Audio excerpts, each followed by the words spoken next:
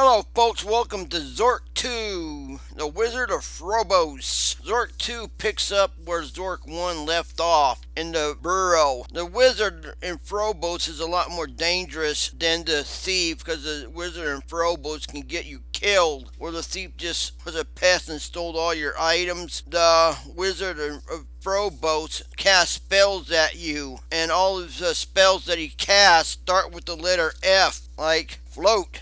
Makes things float. Sometimes it makes you float. Fireproof. I have no idea what fireproof is. Fence. This creates a fence around you so you can't move. You type certain directions, you can't go that way. Feeble. This makes you clumsy and start dropping items. Fear. This spell makes you afraid of the wizard and you leave the room that the wizard is in. Belch. The wizard will steal one of your items. Hopefully it's an item you don't need. Fierce. This spell makes you attack the wizard. Fantasize. This spell makes you see strange visions. Freeze. This spell makes it so you can't move. Fall. This spell makes you fall. And yeah, fudge. I don't know what this does. Maybe the game just wanted to use a foul language. You wanted to use the F word, like the one that rhymes with duck. So instead of saying the F word, they just put fudge in. I don't know what fudge is, but that's the F words that the wizard uses. Float, fireproof, fence, feeble, fear, belch, fierce, fantasize, freeze, fall, and fudge. Oh, now what we're going to do here, start the game. Inside the Barrow. You are inside an ancient burrow hidden deep within a dark fortress. The burrow opens into a narrow tunnel at its southern end. You can see a faint glow at the far end. There's a brass lantern and a sword here. A strangely familiar brass lantern is lying on the ground, and sort of elvish workmanship is on the ground. So get sword and lamp.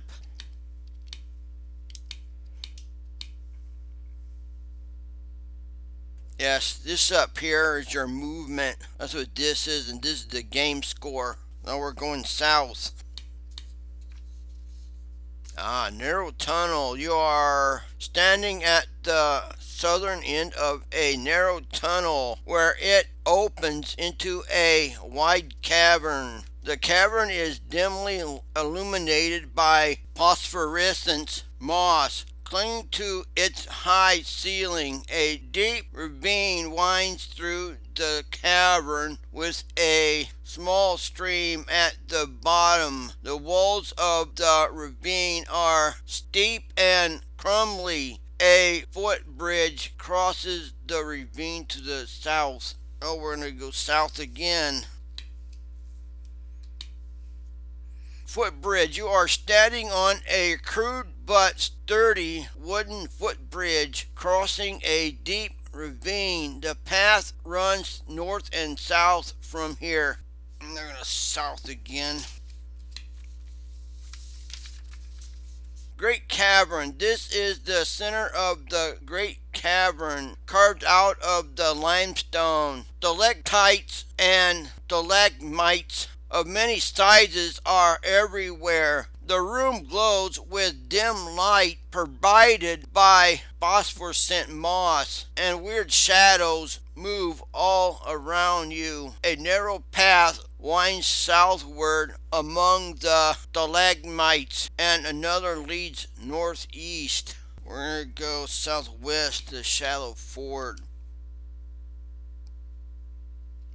Yep, Shallow Ford. You are at the southern edge of a great cavern. To the south, across a shallow ford, is a dark tunnel which looks like it was once enlarged and smoothed. To the south is a narrow path winds among stalagmites. Dim light illuminates the cavern. Now we're going to go south to the dark tunnel and turn on lamp.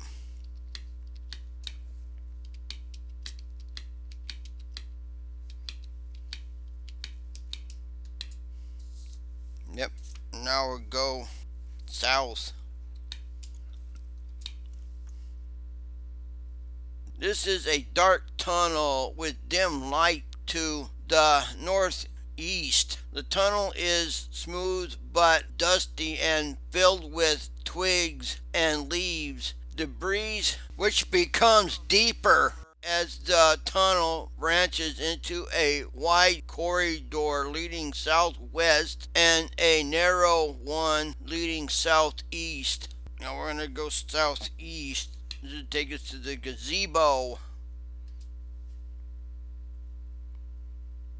North end of garden. This is the northern end of a formal garden. Hinges hide the cavern walls, and if you don't look up, the illusion is of a cloudy day outside. The light comes from a large growth of glowing moss on the roof of the cave. A break in the hedge is almost overgrown to the north. A carefully manicured path leads south. In the center of a rose bed is a small open structure painted white. It appears to be a gazebo. How do you get into the gazebo? You just type enter gazebo. Oh, that's what we'll do.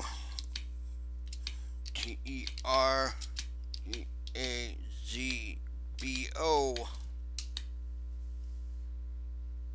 What did I do? Spell something wrong here.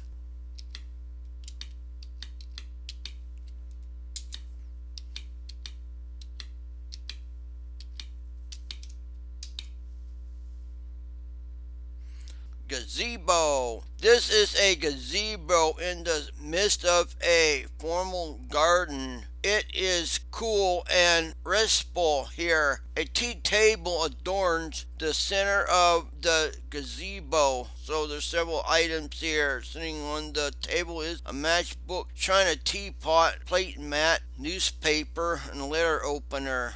So what we're going to do here is get teapot.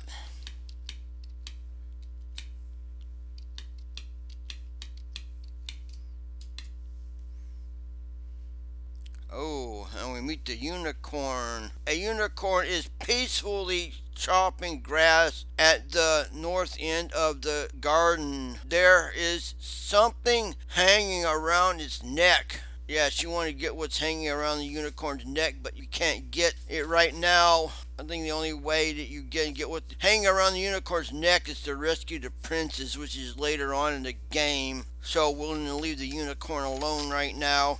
If I'm not mistaken, I think that what's hanging around the unicorn's neck is a gold key, maybe. You just see a look at unicorn. Let's see if it'll tell us what's hanging around the unicorn's neck. Oh, it's okay. It'll tell us from here, so we'll exit.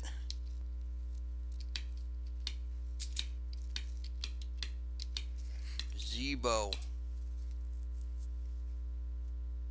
Okay, so now we're north end of garden. There's a beautiful unicorn here chopping grass. The unicorn bounced lightly away. So can't find out what's around the unicorn's neck until we rescue the princess. We have to follow the princess to the garden, and the unicorn will come to the princess. I think that's how it goes.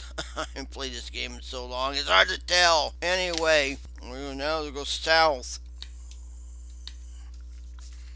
Formal gardens. This is the middle part of a formal garden. Hinges hide the cavern walls, and a dim illumination comes from moss far above. The path is of small crushed white stones. It winds among bushes and flower beds from south to north. To the north, a small structure can be seen. To the south are peculiarly shaped bushes. There is a small gap in the hinges to the west. Now we're going to go west.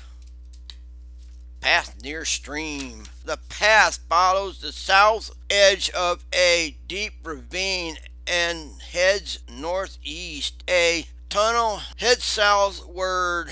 A tunnel heads southwest, narrowing to a rather tight crawl. A faint whirring sound can be heard in that direction. On the east is a ruined archway choked with vegetation. What's the sound? The sound is that of the merry-go-round. What we want to do here is get water. Get water with teapot.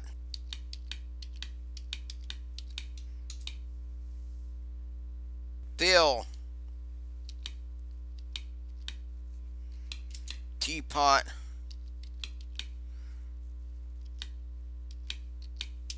with water.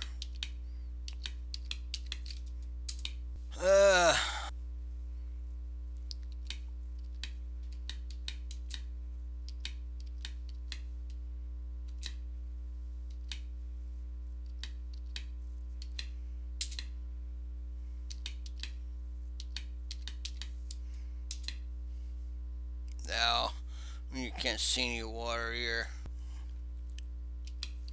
Northeast. Northeast.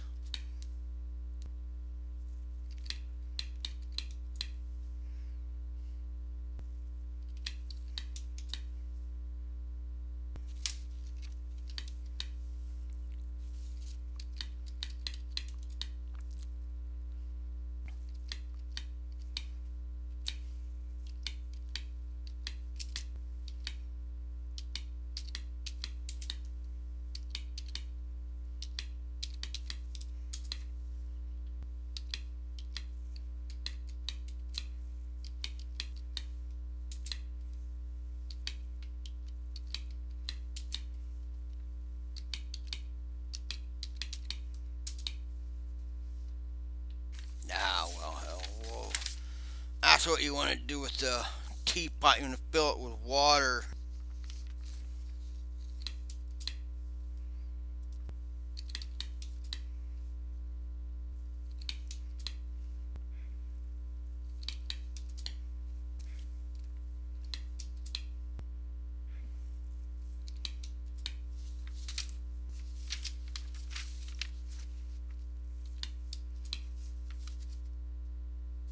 Topiary. This is the southern end of a formal garden. Hinges hide the cavern walls, and mosses provide dim illumination. Fantastically shaped hinges and bushes are arrayed with geometric precision. They have not recently been clipped, but you can discern creatures in the shapes of the bushes. There is a dragon, a unicorn, a great serpent, a huge misshapen dog, and several human figures. On the west side of the garden, the path leads through a rose arbor into a tunnel. As when you read about the shapes and everything in this garden, it kind of makes you think of Edward Scissorhands. Remember that movie? Of course, the movie came out in 1990. I think this game come out in the early 80s. So I don't know if this was supposed to be some kind of idea for Edward Scissorhands or not. That's what it makes me think of every time I read the description. Edward Scissorhands. Now we're gonna go west. Yes, it's the carousel room. You are in a large circular room whose high ceiling is lost in the gloom. 8 identical passages leave the room. A loud whirring sound comes from all around, and you feel sort of disoriented in here. What we have to do is we have to stop this carousel, and I'm going to try and do that in the next video. And in the next video, we'll try to solve a riddle and get this carousel to stop spinning. This carousel is going to spin you in every direction except where you want to go. So I'm going to save the game right here, folks, and I will talk to you in the next video when we continue Zork 2, The Wizard of Frobos. Thanks for watching and take care, folks. Bye.